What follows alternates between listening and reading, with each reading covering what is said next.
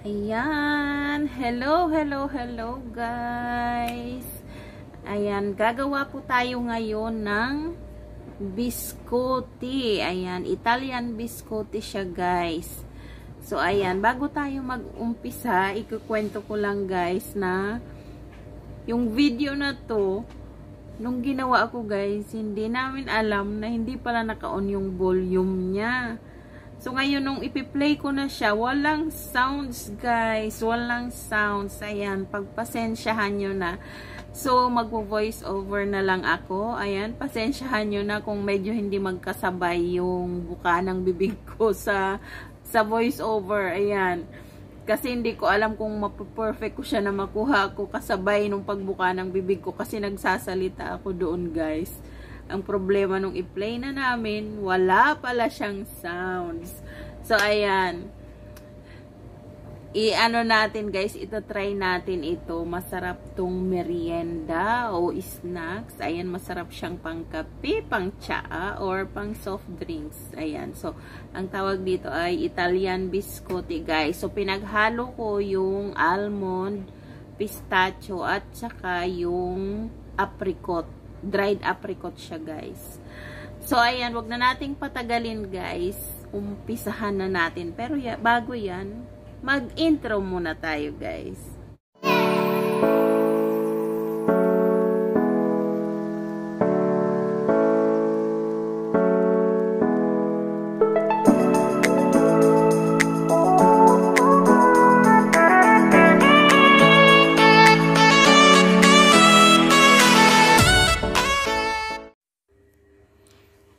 Hello guys! Ayan, so umpisahan na natin guys. Gagawa tayo ng Italian biscotti. Pero yan, maglagay muna tayo ng gloves syempre. Ayan guys, makikita nyo talagang hindi sila magkasabay ang aking buka ng bibig. So ayan, pasensya na. Ayan guys, gagamit tayo ng roasted na almond at pistachio. Ayan, ni-roast ko muna siya guys sa oven. Kailangan crunchy na siya bago nyo pa ilagay. At syempre gagamit tayo ng dried apricot. Ayan yung nahiwa natin guys.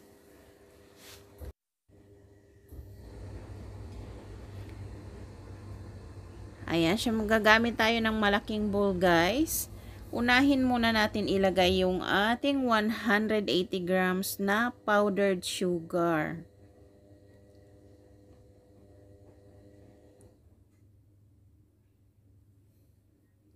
Ayan. Isunod natin ilagay yung zest of orange. Ayan. Isang orange lang yan guys.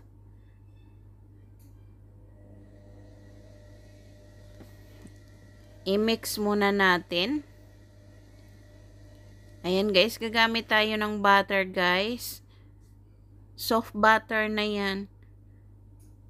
Ayan, bali 200 grams yan guys. Gagamit lang tayo ng 100 grams na butter. Ayan, so hiwain natin guys. Merong ano yan, merong measurement dyan oh. So, hatiin lang natin sa gitna para 100 grams siya guys. Ayan, pinalambot ko na nga pala yan guys. Kailangan malambot yung butter bago nyo ilagay.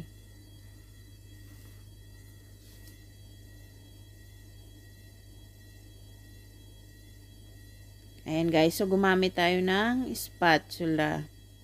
Ayan, i-mix natin yan.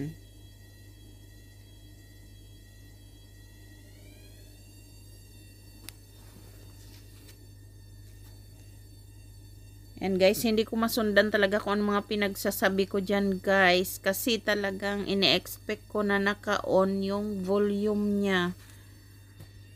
Kaso hindi pala. Ayan, idagdag natin yung itlog guys. Ayan, 2 eggs.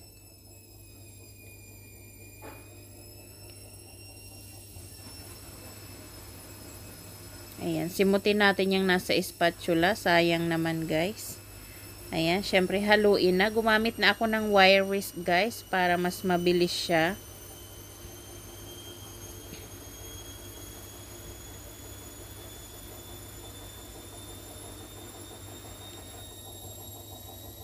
Ayan, gagamit tayo ng honey.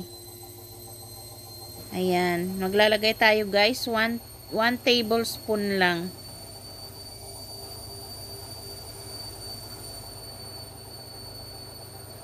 Ayan, tapos maglagay tayo ng 1 teaspoon na vanilla extract guys. Ayan, so ang ginamit ko yung takip na mismo guys. Ayan, haluin ng maigi.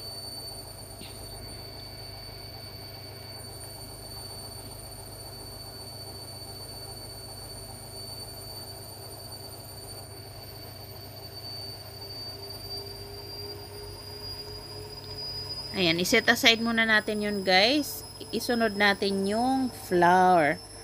Ayan, 300 grams all-purpose flour. Tapos, maglagay tayo ng 1 teaspoon na baking powder. 1/2 teaspoon na salt.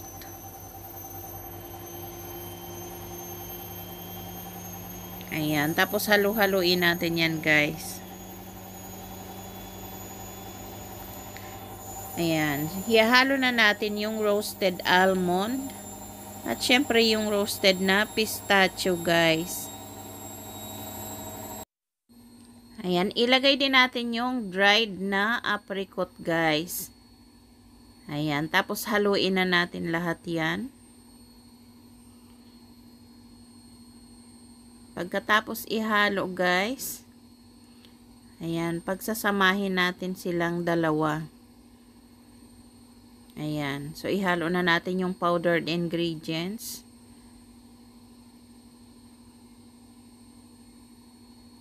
Ayan. Syempre, gumamit ako uli ng spatula, guys.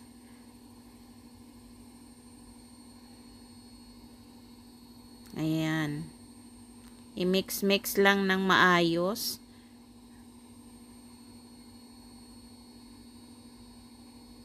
Ayan, guys.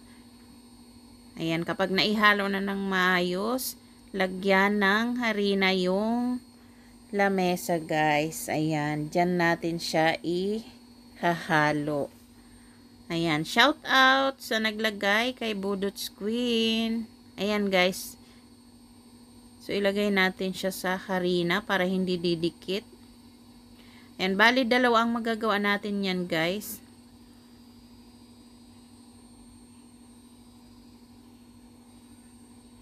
Ayan, syempre maglagay din sa gloves ng harina para hindi didikit. Ayan, so iro-roll lang natin siya guys.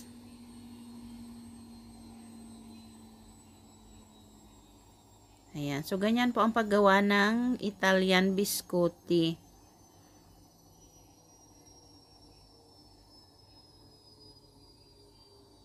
Ayan, syempre naka-ready na yung ating flat na baking pan guys. Ayan, syempre nilagyan ko siya ng parchment paper para hindi didikit. Ayan, so ituloy natin yung last guys. Ayan, ihalo na lahat yan. Ilalagay na lahat guys para 2 piraso lang yung gawin natin. Dadami po yan kasi mamaya hihiwa-hiwain pa natin yan.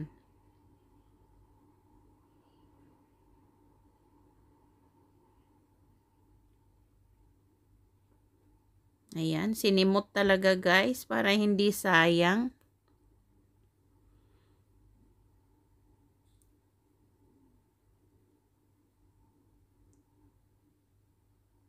Ayan, napakadali lang pong gawin yan.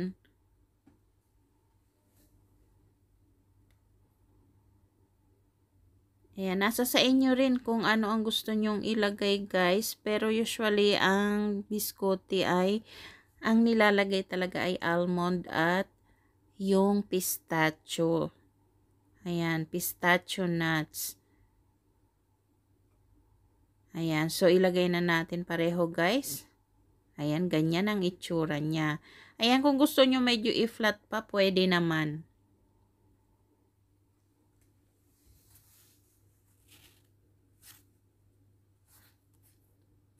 Ayan, okay na siya guys. Ayan, ilalagay na natin sa oven. Ayan, i-bake natin siya guys sa 180 degrees Celsius na init hanggang 30 minutes. So, ayan na guys. Nag-alarm na yung ating timer. Ayan, sinet ko siya ng 30 minutes. Ay, nag-alarm na siya. Tingnan natin kung ano nang itsura ng ating biskuti. Ayan na siya guys. Ayan, so tatanggalin muna natin siya. Ayan na guys. Ayan, after 30 minutes, ganyan yung kanyang magiging itsura. So, hayaan muna natin siya saglit. Tapos, kailangan nating i-slice ito. Hati-hatiin natin yan, guys. Pagkatapos nating hati-hatiin, ibabalik natin siya sa oven ng 10 to 15 minutes.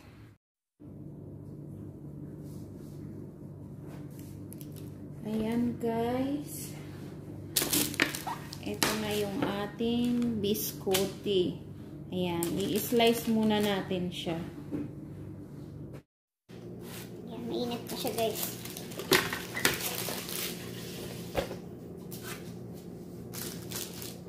Kailangan medyo palamigin muna natin ata para ma-slice natin siya.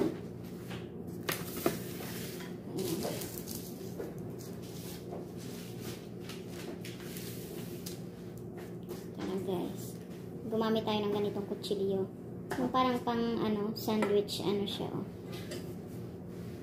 Ayan, so maghiwa tayo ng manipis lang.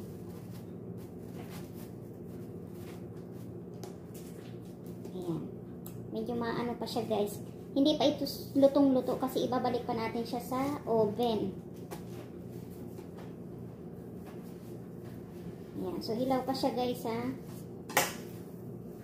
Ayan ang kanyang laman. So ihilera natin siya uli para ibalik natin sa oven. Ayan, nadurog na guys. Malambot pa kasi siya. Ayan. So wag nating nipisan masyado. Ano ba? Para makita nyo yung hiwa niya guys. Ayan. Hindi ko masyadong ninipisan.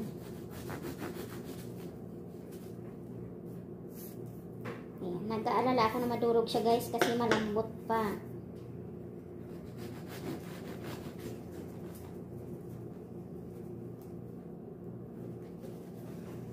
Okay.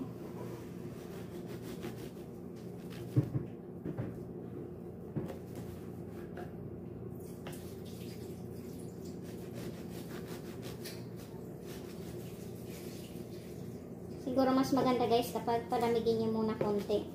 Kasi pag mainit pa talagang mabilis siyang madurog. Kasi nga yung palaman niya sa loob, diba? Almond, pistachio, mga nuts, kaya mabilis lang talaga kapag hindi pa siya lutong-luto. Okay.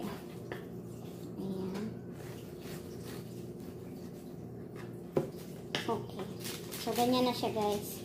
Ganyan na. Tapos, ihihilera lang natin siya at ibabalik natin sa oven.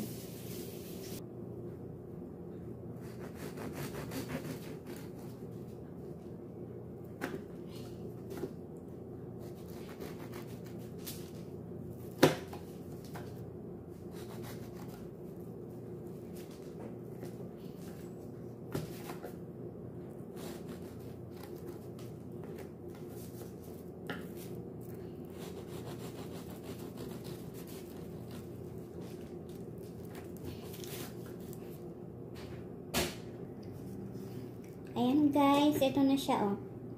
Nahiwa na natin. So ibabalik natin ng 10 minutes sa oven para maglutong yung ibabaw niya. Ayan na guys, luto na ang ating biskuti. Ayan, tanggalin na natin sa oven. Ayan na guys. Ready na ang ating merienda.